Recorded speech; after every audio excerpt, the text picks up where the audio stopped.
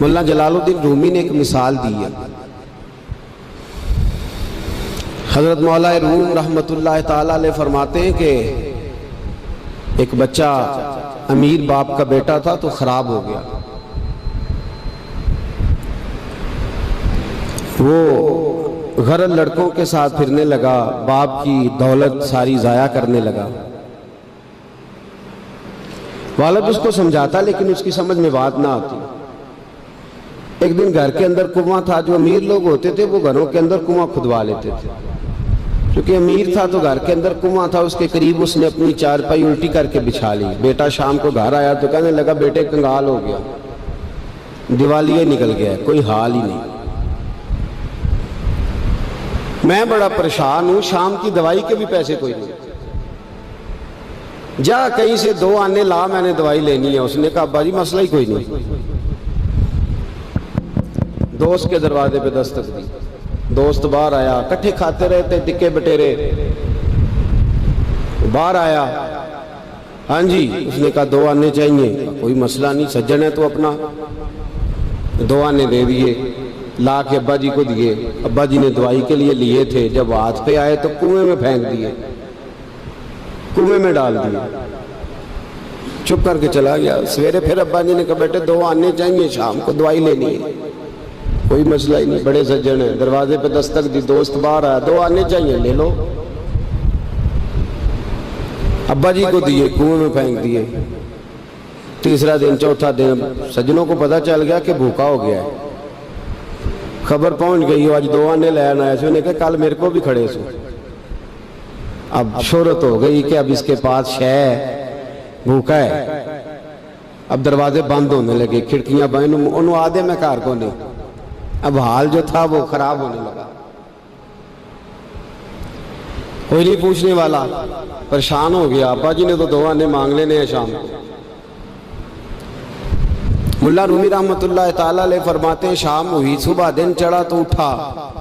ابے نے کہا 2 آنے. اپنے شہر میں مزدوری بھی نہیں کر سکتا تھا، سارے جانتے تھے کہ چودھری صاحب کا بیٹا ہے، سیٹھ صاحب کا بیٹا ہے. دوسرے شہر چلا گیا. میری باتوں کی سمجھ آ رہی ہے آپ کو؟ دوسرے شہر گیا، مستریوں کے ساتھ مزدوری کرنے لگ گیا. شام ہوئی تو چھالے پڑ گیا تو پیروں تک پسینہ نکل گیا.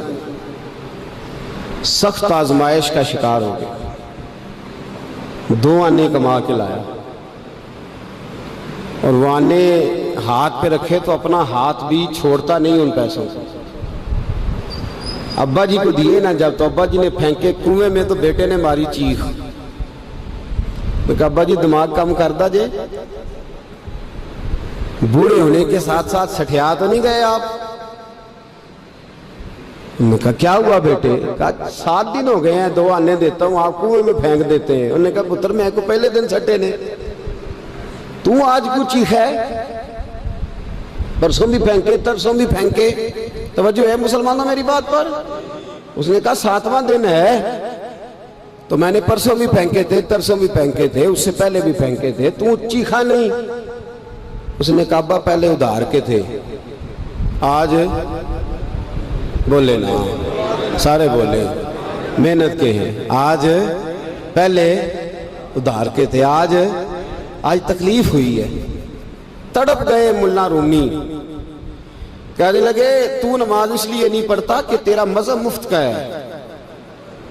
تو داڑھی کے وعدے سال بعد اس لیے کرتا ہے کہ تیرا مفت کا مذہب ہے. تو کہتا ہے پرسوں ترسوں شروع کروں گا، تیرا مفت کا مذہب ہے. مولا رومی کہنے لگے اگر تو نے قدر پوچھنی ہو تو پیسے خرچ کر، مدینے جا اور جنت البقیع میں بی بی فاطمہ کی قبر پہ کھڑے ہو کے پوچھ دین کتنی قدر والا ہے. پوچھنا حضرت فاطمہ سے. اور پھر سیدہ فاطمہ تجھے بتائیں گی کہ میں 5 سال کی تھی جب سے مصطفیٰ کے وجود سے اوجڑیاں اتار رہی ہیں، اور اس دن سے لے کر اپنے حسن حسین تک میں نے کوئی شے نہیں بچائی. مسلمانوں نماز نہ چھوڑنا، یہ دین ہم نے بڑی مشکل سے حاصل کیا ہے. مسلمانوں قرآن نہ چھوڑنا، یہ دین بڑی. فرمایا جا تجھے بتائیں گے وہ یہ کتنا قدر والا ہے. وما قدر اللہ کا قدر ہی، تجھے کیا پتا؟ تیرا کوئی بچہ کربلا میں شہید ہوا ہے، تجھے کیا خبر؟ تیری کوئی ماں نے پتے کھا کے گزارے کیے؟ تجھے کیا اس دین کی قدر ہو؟ تو نے کوئی تھپڑ کھائے ہیں دین کے لیے؟ تجھے کیا پتا ہو؟ تو مفت میں کہتا پرسوں رکھ لوں گا، ترسوں رکھ لوں گا، میں شروع کرتا ہوں، میں دیکھتا ہوں، میں آتا ہوں، میں بس فلاں کر، کیسے؟ تجھے کیا خبر ہو؟ دین نبی دا او کی جانن، دنیا دار کمینے دین نبی دا جانن والے سوں گئے وچ مدینے، کیسے قدر کا پتہ چلے؟ پوچھنا حضرت بلال سے، کتنا مہنگا ہے یہ۔